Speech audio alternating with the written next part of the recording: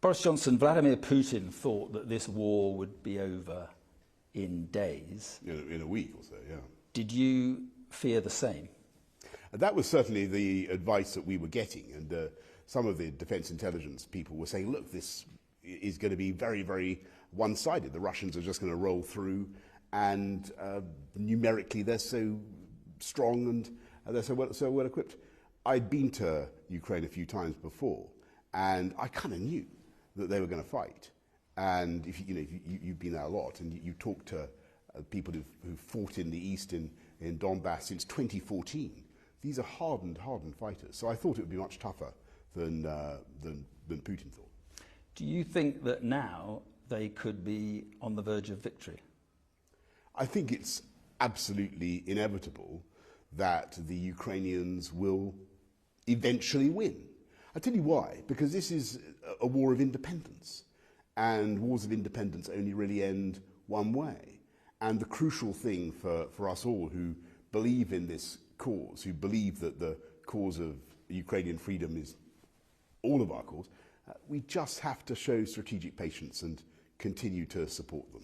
What does that victory look like? Through this winter and beyond. What does that victory look like, though? I think the exact contours of victory are very much up to the Ukrainians. We can't be more Ukrainian than the Ukrainians, passionately though we may support them. It's up to them, it's up to Volodymyr Zelensky to decide. I would have thought that it's going to be very difficult for anything to be acceptable that stops short of a full return of all the areas taken by the Russians since February the 24th this year. Right, so could you see any solution that allowed Putin to keep Crimea and all or most of the annexed areas? No, frankly. I think Crimea is a slightly separate issue, but it's for the Ukrainians. It's not for us to decide. Do you think that Vladimir Putin is running out of options?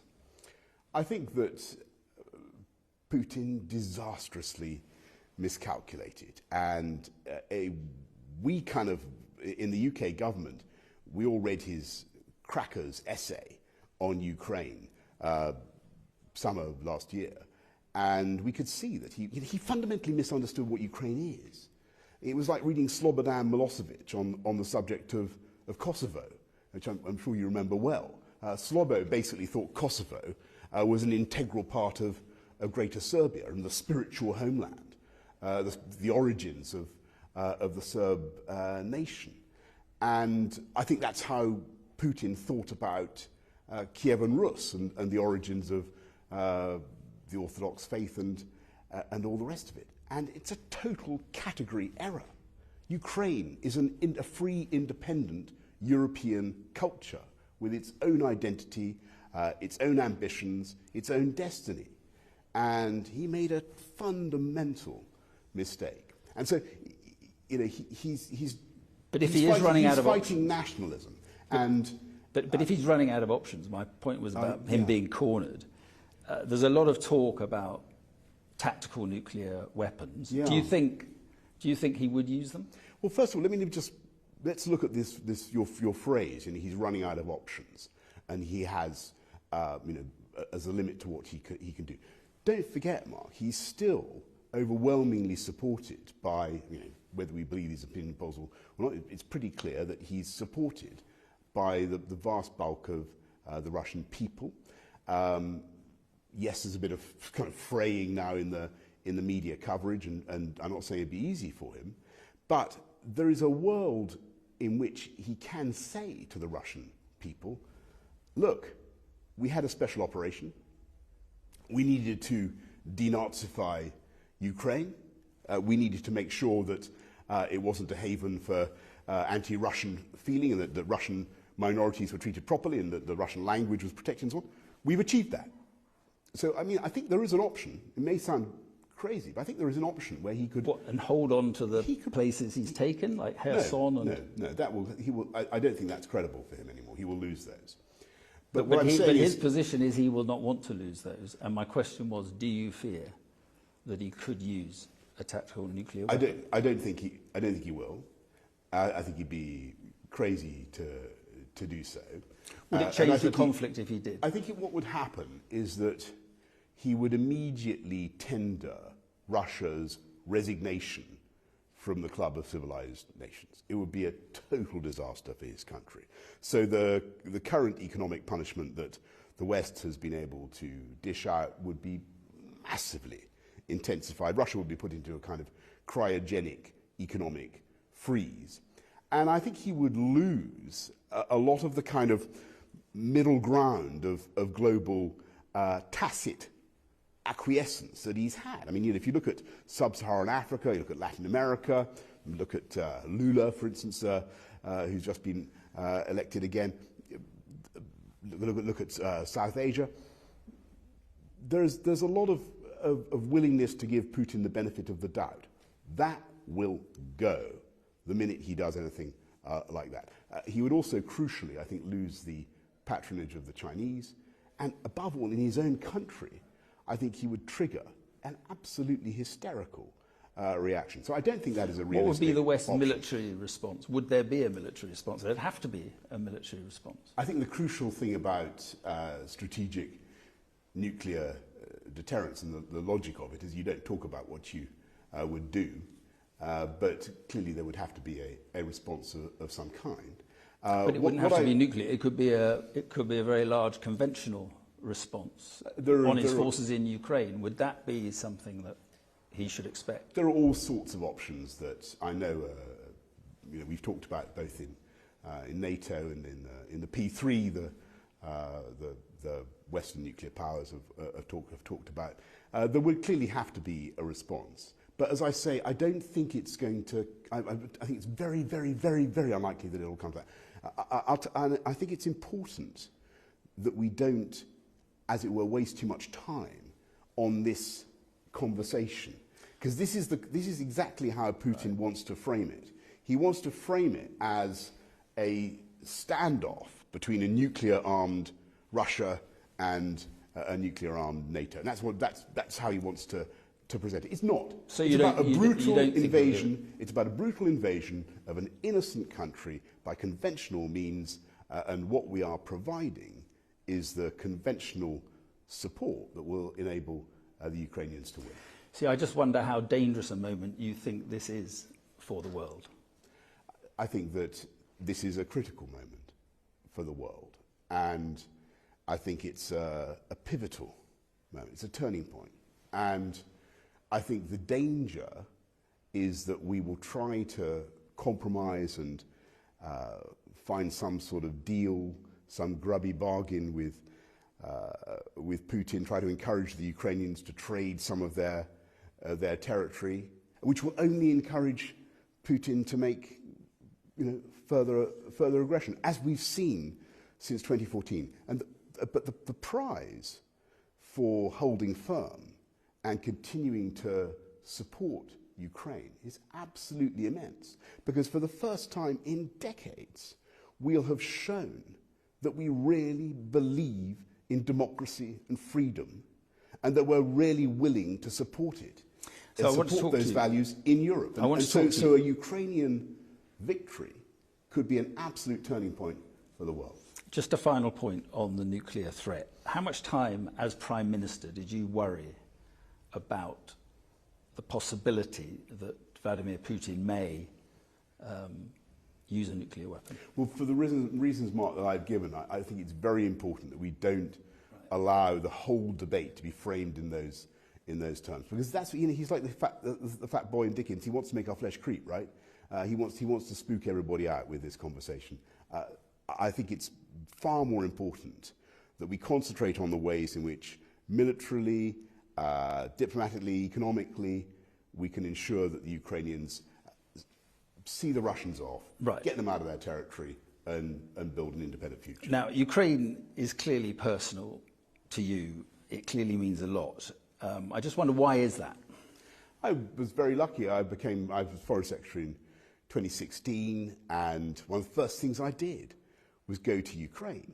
And I remember talking to Ukrainians who'd been fighting in Donbass, and I remember going to see this great wall where they have, I'm sure you've seen it many times yourself, the pictures of the thousands and thousands of Ukrainian soldiers who've given their lives for the freedom and independence of their country. And I became very sympathetic to their cause. And I remember standing on that beautiful Acropolis in Kiev and talking about the possibility that Russia might be so insane as to take advantage of the fact that there was no security guarantee to Ukraine, because Ukraine was not given NATO membership, and clearly it was a problem. Because my point is, and that is what we now have to fix. But my point is that 1 minute you were leading the world's response to Ukraine in many ways. The next minute, you were out of Downing Street and out of power. How did that feel? I think that thankfully the UK has got an absolutely seamless continuity of policy. And Rishi, I know, had an excellent talk the other night with Volodymyr Zelensky, and we are going to continue flat out to support Ukraine and to make sure that we're there and give them everything they need. Now, if I can make a plug for what I think they need now, I talked to a friend in Kiev last night, and as you know, the lights are out. There's no water. They're having to queue for bottled water because they're getting these missile attacks on their electricity facilities, and it's absolutely inhumane. What the Ukrainians now need, and we've given them lots of great stuff, from starting with the anti-tank gun, the anti-tank missiles. What they need is more anti-aircraft kit, and ideally they need fixed-wing aircraft to take out the drones and the missiles. But you don't regret losing that influence and losing that power, because in many ways, look, it was your own mistakes you made, and that deprived you of the influence and the power that you had over Ukraine. You must regret that, because that was something that was clearly... Yes, I mean, tempting as it is to... The most important thing is to focus not on me or my political career or whatever, but to focus on what matters. All right, let me put it another way. Is turfing out prime ministers the right thing to be doing in the middle of the worst crisis, the worst conflict since the Second World War in Europe? I think the important thing is for all of us, particularly in the United States, to remain focused on the needs of the Ukrainian people. And if I may say so, the UK, you're kind of what you said about the role of the UK. And I think it's true. We did play an important part, particularly at the beginning, but actually throughout, in bringing our friends together, in organising those great businesses where I want to talk about the commitment. I want to talk about the commitment. Let me just say, the crucial thing is in North America. The vital thing and I want to come on to make sure that our American friends remain committed. I want to do that. Just finally on this, Zelensky was your friend. He is your friend. Very fond of you. They're even naming a street after you. In a sense, didn't you let them down by the mistakes that led to you leaving office? I see what you mean. Look, I certainly want to do everything I can to help Ukraine, and that's always been, my commitment. I've said that to Volodymyr, irrespective of whether I'm in office or not. I think there are ways I can be I can be useful. But for instance, how would you be useful? I think it's very important that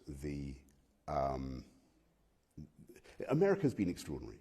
Joe Biden has been absolutely wonderful. And, people may not expect me to say that, but I think America, as so often, massively surprised on the upside.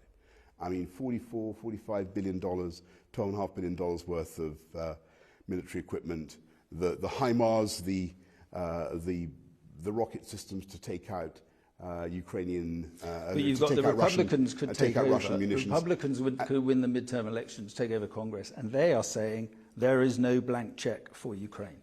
Correct. That's what I saw. That's what my old friend Kevin McCarthy said the other day. And I think that actually, when you talk to individual Republicans, they see the vital importance of this struggle. But yeah, if I can be useful in trying to get over to people why I see this as such an absolutely critical test of Western will, then I think that'd be a good thing to do. But it's America that is crucial. America has given so much of the military support, so much of the economic support. But do you worry that that may now wane? I think you've always got to be, it's a lot to ask of any country, particularly in tough economic times. And the Americans have been fantastic. I mean, the UK's given a huge amount as well. We've given a huge amount of money, huge amount of military assistance. Do you see any future British government going soft on Ukraine, even on persuading Zelensky towards negotiations or persuading him to do a deal? I would argue passionately against that, just for this reason, that I don't think, and I don't think it's likely to happen, but I just don't think it's realistic, because there's no deal that Zelensky can do, and there's no deal that Putin is offering. There were reports that Rishi Sunak was trying to limit the amount of money that you were giving to Ukraine and the amount of support that you were giving to Ukraine. Is that true? I think the UK's support has been, I was going to say second to none. It's been second to the Americans. Otherwise, it's been. So he never tried to curb we've given a huge amount of financial support, and I think the decisive thing that we did was to read it early and read it right, and to help them particularly with the NLAWs, the anti-tank weapons in the early days. Those were very important. But given the constraints that there may now be on government spending, do you fear a curtailment, a limiting of the resources going to Ukraine? No, I think that obviously there's a practical limit on what we can give, both in munitions and financial support, but we will continue to, I've absolutely no doubt, the Conservative government will continue to be very supportive and very generous, because this is should they commit to the 3%? This is pivotal for our future. Do you think they should commit to the 3% of GDP on defence spending by 2030? I think it is. I pointed out that under our current commitments, we're good. I think we're already at 2.4%. We're going to go to 2.5%. We continue with AUKUS and FCAS and the Future Combat Aircraft System, right, and various other things. We're going to be spending a huge amount on defence. Whatever happens. What about the commitment to the British public? A poll we have tonight suggests people are committed to support Ukraine, but that support weakens significantly if it means higher energy bills. What would you say to the British public? I think I really understand people's pain or anxiety about energy prices and the misery everybody's been going through. But I would just say to people that this is a chance for us in the UK, actually in the whole of the Western world, to get off our dependence on Russian hydrocarbons and build a more secure future for ourselves, in which we rely on our own domestic production of renewable energy, or indeed nuclear energy, and have a totally different future. So the truth is, and this is why I'm very optimistic about what's happening, I think that actually with every week and every month that goes by, we become more resilient, more capable of providing for our energy needs, and less dependent in the future on Vladimir Putin. How worried are you that Russia hacked the personal mobile of your Foreign Secretary and quite possibly got details of dealings with Ukraine? We never talk about security issues. But I mean, that must be a worrying thing that it happened in your government. We never talk about security issues, as you know. Is that why it was suppressed? You didn't say anything about it at the time. It wasn't. But Mark, was it to protect Liz you're Truss's... guilty of what's called petitio principii. You're asking me to discuss something which I've said I won't discuss, and we don't talk about security issues. Okay. So finally, you would like to stay involved with Ukraine. Have you spoken to Rishi Sunak about a possible role? I think what I can do and what I will want to do is to continue to champion the cause of Ukrainian freedom, of a free, sovereign, independent Ukraine. It is a great cause. I think it's a cause that has mobilized a phenomenal level of support across the UK. But would you like a formal role? I mean, do you see it? Is it I'm happy with doing what I'm doing. a kind of envoy role? I think you know, this is my job is to talk up what I think are the immediate needs of the Ukrainians. If I can just repeat that key point for our viewers, I think what I'm sure your brilliant correspondents who've done, by the way, a fantastic job throughout this war. I think what they would agree with, they need more help in taking out those drones and those missiles. Will you go back to Ukraine? Inevitably, but I'm not certain. I'll let you know before I go. But yeah. Last two. Do you feel more appreciated on the world stage than you do domestically? No, and is that one of the reasons you're going to go to COP27? I have an absolute passionate belief that the war in Ukraine, Putin's act of aggression, is something that we shouldn't accept and shouldn't tolerate. I think that I can continue to campaign for Ukraine out of office, and that's what I'm going to do. But are you going to go to COP27? Yes, as it happens, but that's not relevant to Ukraine. And final question, I mean, do you still harbour hopes of returning? I was invited by the Egyptians, so I'm very happy to go. So you go. Yeah.